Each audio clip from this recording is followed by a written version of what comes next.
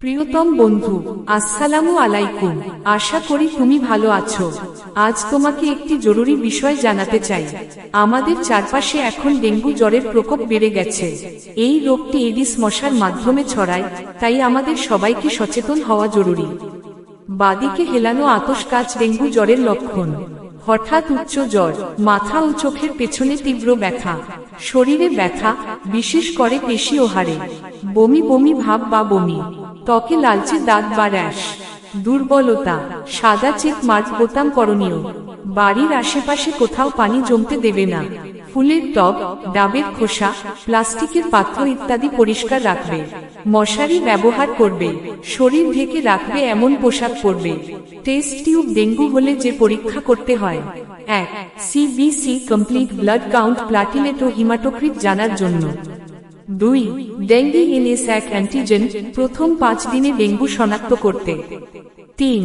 IgM ও IgG antibody test 5 দিনের পরে। 4. Serum electrolytes, LFT, KFT, জটিলতা বুঝতে।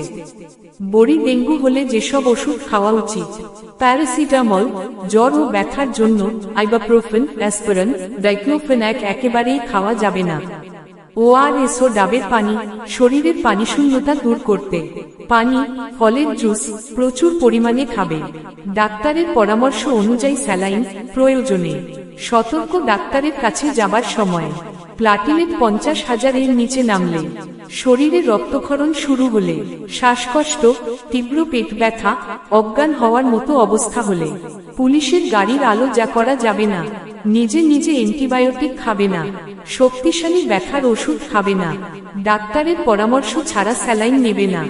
বন্ধু, আমাদের সবারই উচিত নিজে সতর্ক থাকা এবং অন্যদের সচেতন করা।